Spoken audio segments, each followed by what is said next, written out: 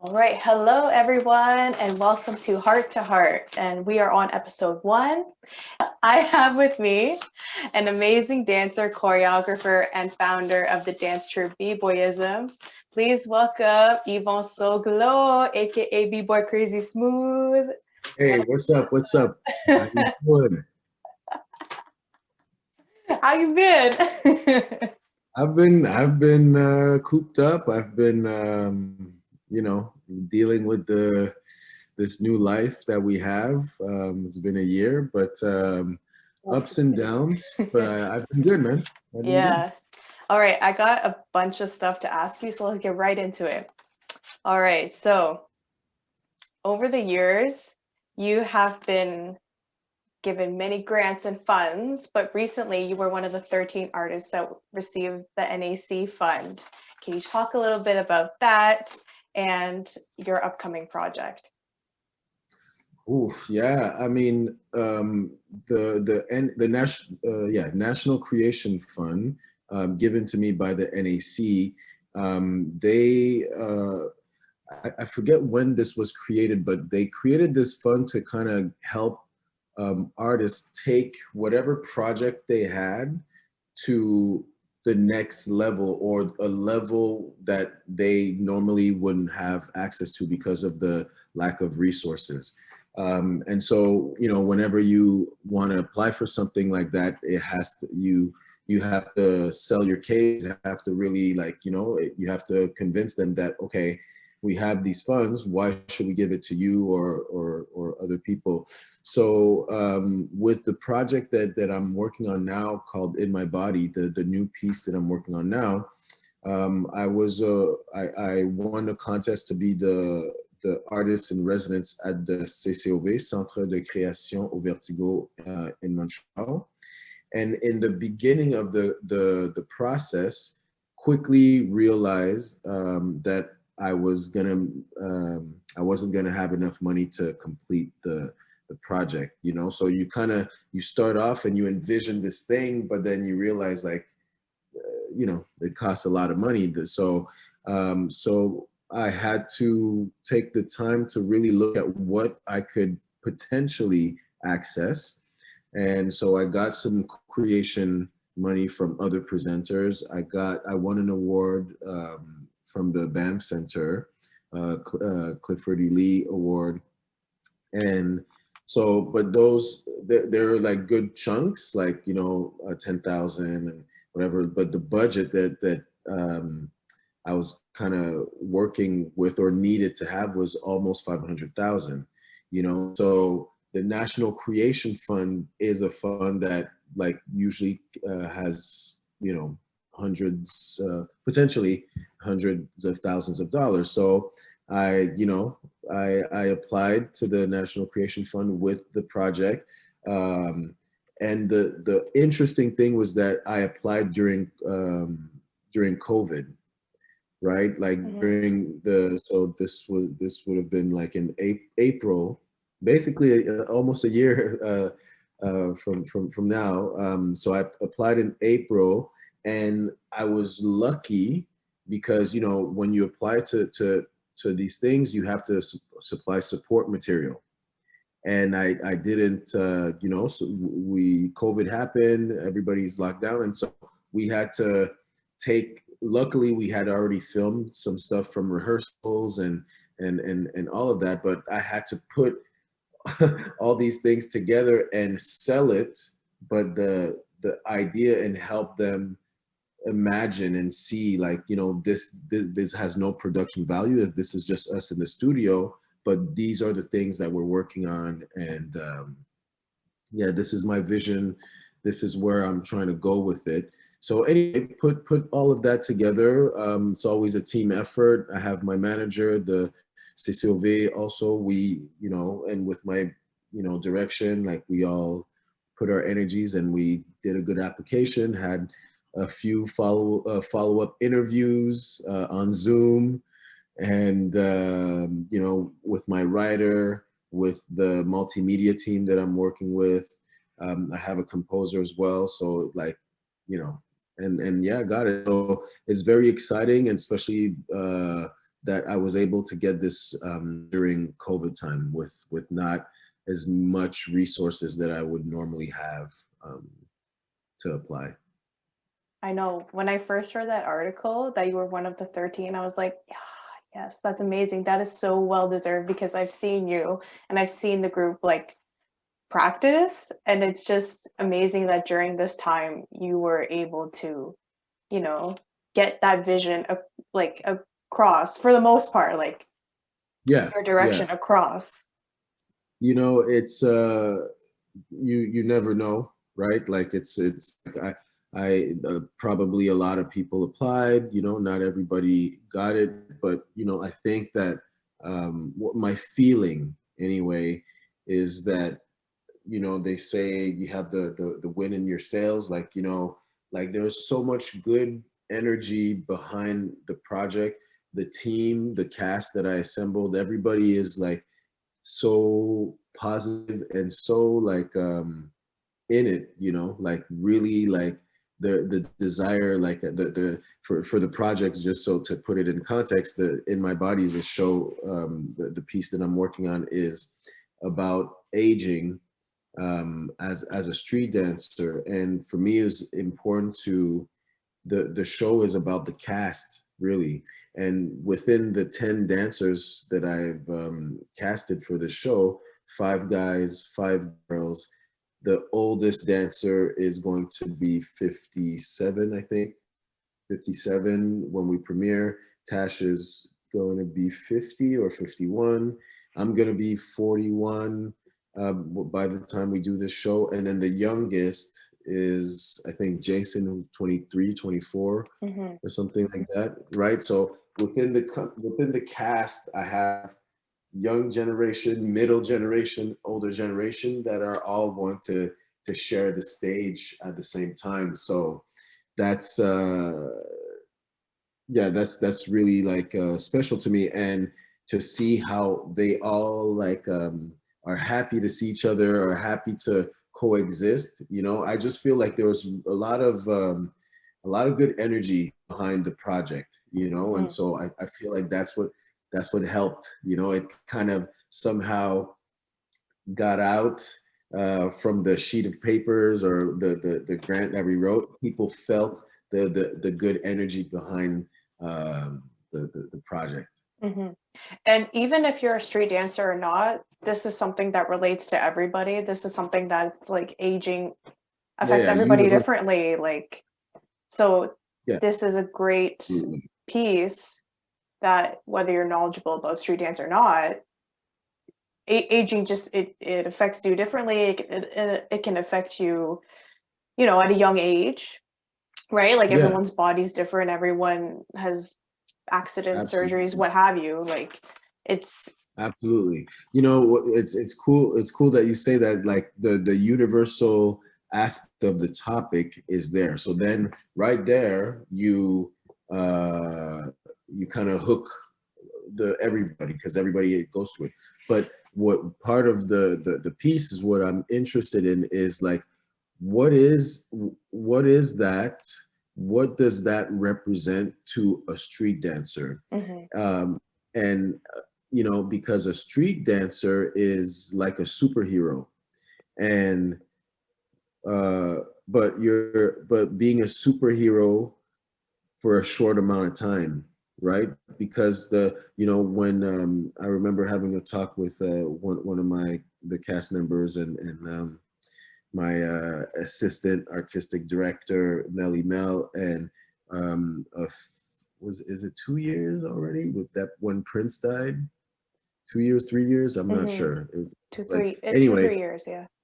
but he was in his 50s, right? He wasn't in his 70s, and it's like, yo, that's so young. I remember talking to her, and she said like, yeah, but like he lived the life of a rock star. So that 50 some years is like a lot of lifetimes for some certain people, right? Mhm, And so being a street dancer or being an artist that uses their bodies to express themselves and to perform, and having some part of your identity linked to your body and your physical capabilities, that means that you sign in the beginning is like, okay, we're going to give you these special powers. You're going to be a superhero or whatever, but it's only going to last this long, you know? And Mhm. you don't know, you're young, you're like, yeah, whatever, blah, you sign and you're ready. But then as you get older, those powers start dwindling, you know, Mhm. and they start leaving you. And then you're left like, okay, well, who am I? You know, if I can't do my all my flips and all the crazy stuff that I used to do. So it's interesting, and everybody has a different relationship with that process.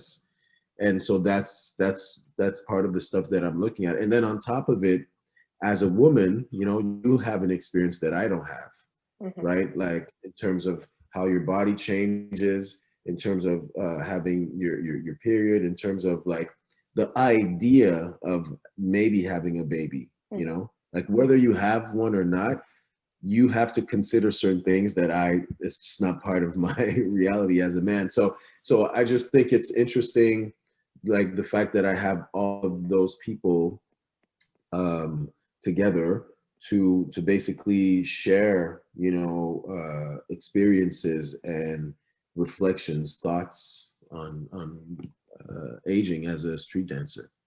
You and your crew come from all different parts of North America. So you've got Ottawa, Montreal, Toronto, some in the States. So how Mhm. has training for you and the troupe changed during this pandemic? So the pandemic obviously has affected that because one of the main things is like, okay, quarantine. You know, you got to stay at your place. You can't get out of your house. Blah blah blah. So the what you call your sanctuary, your your home or your apartment or your room, whatever it is, and then you then have to transform it into your yoga studio, into your dance studio, into your meditation, into everything, right? So that was very difficult. We went through waves because like we were supposed to see each other. So pandemic, late February, early March, we were supposed to hook up in April in the studio for three weeks, I think, two or 3 weeks. Um, and so, you know, at first it was like, oh, we're gonna have to quarantine for 2 weeks. Oh, it's gonna be 2 months. It's like it kept changing, right? And then it Mhm. became just a reality. Okay, we're not gonna be getting together for this. So it's like, oh man, you know. So the domino effect. Okay, when can we get together? Blah blah blah. So it was difficult for everyone in the cast.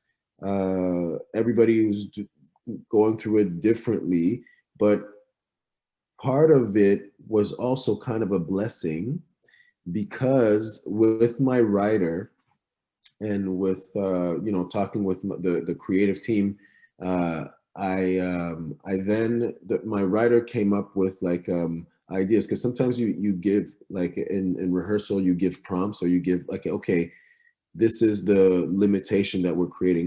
Let's do this, but we can't use our hands or blah blah blah or things like that. So we came up with exercises and 5 questions that I gave to the dancers that they had to pick within the three, and either write something, shoot a video of themselves. I was giving them things to explore, and the results were really good. So it helped me advance the thinking of the piece, and it helped me get to know the cast more as well.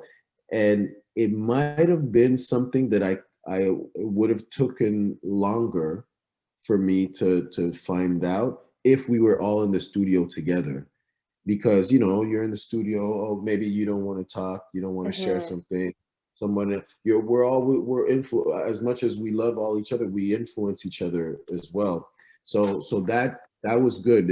It benefited us to a certain degree. Now we still need to connect, need to see each other. So the pandemic had us going through waves, and then there was a in October we got together for two or 3 weeks, I forget. Um, but under the health guidelines. So 2 meters distance. Like we had, like when we were in the studio, we could take a mask off, but we had to be 2 meters distant. So it's like I'm not that big on like contact improv and all that, but it's like you always have to keep a distance. There's it's weird, you know. Yeah. It's like so we worked. It was good, but it's difficult because it's like we're away from each other for so long, then we get back together. So it's like a relation. It's like a long distance relationship. Every time you see each other, you have to reconnect. You have to like. But it's been good. We just want, like, now the next time, like we were supposed to be together in May for 3 weeks. Mhm. It's now been pushed to August.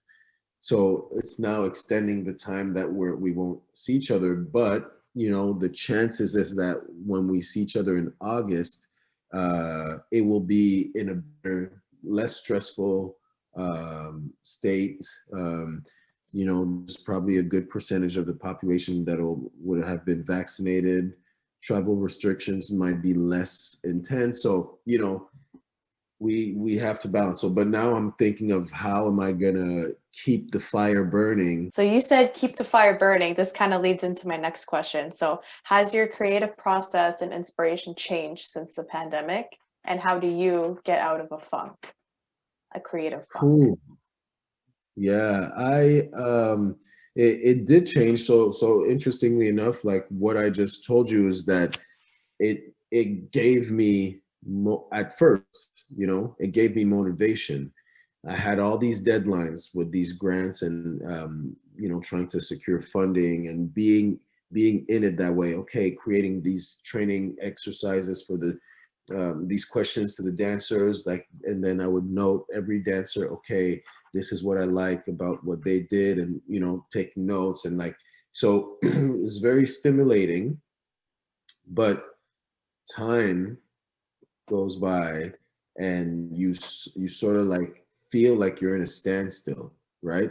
Because as much as you keep, and this is what I'm realizing now, like lately, as much as you keep going and you keep the motivation to work out, let's say, to do projects, to like keep it, the when you add all the little interactions that you have with someone when you dance in the studio, like those are all things that are part of your motivation and part of your your source, and to strip that away, you're now left with you have to work extra hard to keep that. And so for me, the beginning of the pandemic, like all the way to last month, I would say I was okay, like I was like super motivated at first. It went down a little bit. The summer, okay, it's nice, okay, when are we going to get together? You can't really plan, but I kept it going. But then last month was for the first time, like I don't have I've never had COVID or whatever, but like I was suffering from the COVID fatigue, Mm. like, and I was losing losing my motivation. I teach at this high school, De Lille in the hall, and I was like, so like everybody has a mask, and you're social distancing, whatever, and you're dancing, sweating with your mask. But I was like, okay, you know what? I had a break, a 30-minute break in between classes. I was alone in the gym, and have my speaker. I'm like, yeah, I got 30 minutes. I'm just gonna get down and I'm just gonna dance for me. I'm just gonna let it out. And I put the music. Nothing, nothing was coming out. My desire was like, I didn't even know, like, what, I didn't know, like, what am I doing, what, like, it was like the first time since the beginning. And like during the summer, like we were hustling in the market a little bit, like it's still nice out, but like this winter was like, at some point it became heavy, and it really affected my like, because for me, that my creative process comes from my desire to question, my desire to like explore movement, my desire to look at things. Like I don't even look at dance, you know, like I wasn't even looking at dance a few weeks ago. So yeah, it has affected, but it's like a roller coaster. It's like there's highs, there's lows, and a month ago or several weeks ago, I was in a low, and now I'm like kind of getting back into a high. And you know, it's like, oh, look at it! It's like the snow's starting to melt. Maybe that, Mm-hmm. maybe there's a correlation there. But you know, yeah, I'm starting to feel better, getting my motivation back. You know, I'm starting to like be more consistent with my training, and I just need to get out. Like I need to see other people. I just like Mm-hmm. to you know. Socialize. Because winter on its own is like hibernation season for everyone. So the fact that lockdown added on top of that, it just made it for me, it kind of felt impossible. Like I think what the last time we saw each other was when we were practicing November? Isn't that crazy? Like we haven't seen each other Yeah, since November. yeah, And it's yeah, and I remember when we would practice during the week, it was like my sort of like if I had a really bad day at stress work, my reliever. stress release, and then I also get to see my friends, and then like I just tune out. I don't get to see whatever. I'm just in the moment, in the music, in the movement, and like having that stripped away is just. And then like us trying to get back into it, and then being told like, "Oh, Quebec has a curfew," or like, "Oh, we have lockdown on our end." Like it's just. Yeah, yeah, and you know, those are all things that you don't notice, you know, like, but as time goes by, they add up, you know, and then you're like, yo, why am I feeling this? Like, Yeah. you know, it's like, well, you're not realizing that, you know, those little interactions that you have are part of when you add them all up, they're part of your stress relievers. They're part of your like kind of like I don't know if you're like, you know, you're at your work, right? Like, so the Mhm. way you interact, you go get coffee, you always see this guy who works there, you say hello, blah blah. All those things are gone, like all of them. So it's like Mhm. you're left with that. You're left with just like the action. Like even with Zoom, it's like, you know, like there's no like real interaction. You know, There's it's no it's feeling. yeah, There's no it's so. feeling. And I find, you know, what I find interesting, you know, with these kinds of not, well, not tragedies, but with these kinds of things, situations, they create opportunity as well, but they expose things. So there's something to learn, right? And so one of the things that it has exposed as well for me, is that, yeah, I'm an artist and I'm a dancer, I'm a businessman, and it's like it just reinforced the fact that I need that connection. So out of And all of the pieces you've created, uh-huh. is there one that you prefer the most? Oh man, that's a tough one. I would say so. I have evolution of b-boying, ism, music creates opportunity, and now I'm working. Well, I have sorry as well, and now I'm working on in my body. So like big pieces. This would be like my fifth, and I love them all for different reasons. The ideas came at different times in my life, and most of the things that I create, they have to do with what I'm going through at the moment, right? So, but if you're asking me to, if I had to pick one, um, I think I'd have to go with ism because ism was a statement, was the b-boyism, but for me it was like a statement as a street dancer in the theater, concert dance theater world, saying like, hey, this is us, we're here, and this is what we're all about, you know. um Talking about the ism and like, you know, the the idea that as much as you like what we do, the acrobatics, what drives us, what fuels us, the measure of our excellence is ism. And when you take the ism away, you're just left with moves, you know, that aren't, you know, like no spices, no, it's just moves. But the ism is what who we are. So yeah, so that piece for me, and that's what kind of gave me the ism. Boom, we toured for 3 years that show. Then and then got the idea for the other show. So because ism is the baby, is my baby. I put everything in that. Like I invested my own money, you know, like more than $10,000. I Yeah, I put everything in that one. So ism would be the one. But I love them all. I love them all. So you created Makosa Hustle in 2018, and it went to 2019, and this event had, Pandemic. I know, this event had hustle workshops from international teachers, Jack and Jill competitions, and evening socials. And I gotta ask, is it gonna happen online? Are there any plans for it? Because I miss it so much.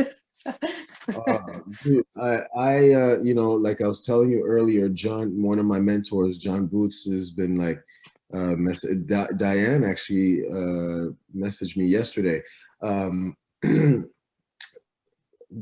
so whenever I see hustle and whenever I see like people dancing, like I miss the socials so much, you know, Mhm. the music, bumping and walking in and like, you know, dancing with someone is, it's like yeah, I miss the lifestyle and the like the yeah the coming together, you know.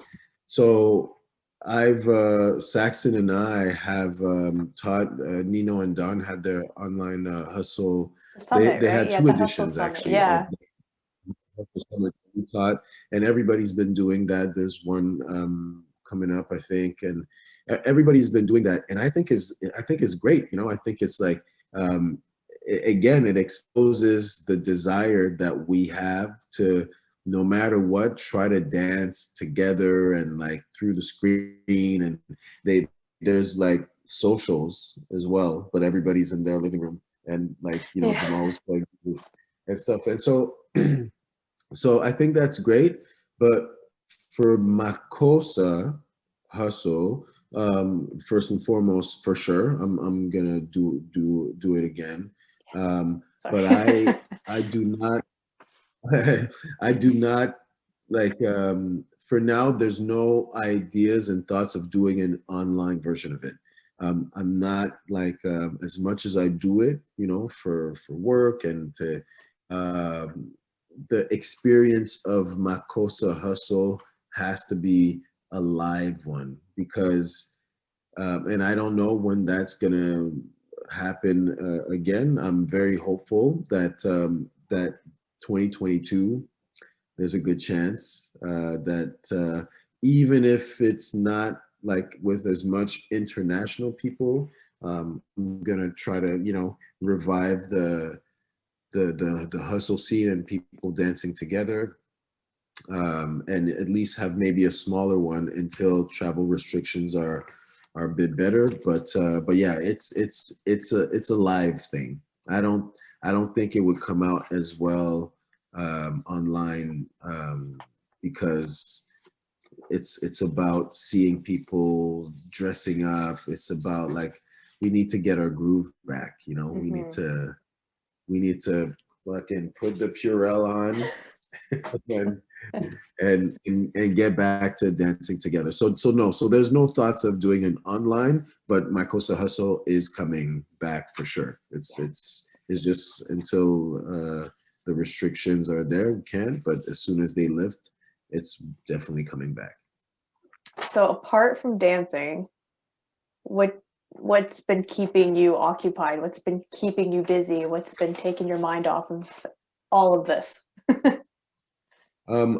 So same thing, roller coaster, but in the summer, I did a lot of projects in my house. I redid the both retaining walls, uh, uh, took the grass out. Like I cleaned out my backyard, sodded everything, did the same thing in the front. So there's a lot of project, cleaned out the shed, like a lot. I did a lot of that stuff, and mainly working on outside my garden, all of that. And then I was this summer or coming up, if finances are okay, I'm gonna start working on the inside. And then I thought to myself, like, okay, who knows when another pandemic or some crazy shit happens again. But if it does happen, I don't want to be stuck in the same situation where I don't have a space to dance. So right now, like, I don't have a lot of furniture anyway, so my living room is where I do it, but I'm doing the floors and the basement. And because I have a pretty big basement, I'm doing the floors this summer, putting some mirrors and decorating it. It's going to be a little like dance studio down there. So Nice. if yeah, so that's a project. So that keeps me busy. Um, like owning a house is yeah, that'll keep you busy for sure. You're like, Um, oh, I'm set. yeah, there's just always something to do. I take care of my parents as well, so that keeps me busy, keeps me, during the height of the pandemic is like I was going out doing the groceries, I was going out to, I didn't want them to be out, so that kept me busy. I I started the summer with no bikes. Now I have like 4 bikes. Yeah. It's like old bikes that I just got repaired and stuff. And so when the weather is nice again, I'm gonna get back to that. So that was pretty fun. I had a friend here during the summer, Alessandra. She was in Toronto. Well, she was in Toronto because she was touring Hamilton, the show, and pandemic and whatever. So she ended up staying with me for the summer. So that was cool. So with her, we did just did a lot of activities, a lot of cool things. She helped out with some of the stuff at my house. So that was cool. So that kept me busy, and connecting with people in terms of like just a phone call and taking the time to just like talk, because Mhm. that's all we had is time. So if anyone's interested, where can they find your work? Find my work. Well, definitely, you'll see the repertoire and the upcoming stuff on my website, bboyism.ca. Even though I'm not the social media guy, there's still the Instagram, bboyism Instagram. From time to time, I post stuff on my Facebook as well. Um, so Crazy Smooth on my Facebook, B-Boyism on Instagram, or I have a personal account, B-Boy Crazy Smooth on Instagram as well. On Twitter, our handle is B-Boyism Company. I wish it was just B-Boyism for everything, but when you go to create it and somebody already took it or Yeah, something, and then you're like, so who has the real I b-boyism know. tag? Come on. Trust me, there's another person, I think they're in Europe somewhere. They have a b-boyism thing, and they've contacted me, and it's like, no, this is since like 2004. The company was created, but anyways, it's yeah. So those are all the social media handles, and as much as the pandemic is happening, you can find me anywhere in the city where there's like music, you know. Trust me, like in the summer, you'll just be walking, you'll see, oh, they're dancing there. That'll be me. But anyways, Yvon, I want to thank you for joining me today. And if you guys are interested, I'll link all the bunch of Handle. social media handles in the comment box. And thank you for tuning in today. And we'll see you in the next episode. Bye. All right. Peace. Love. See you soon.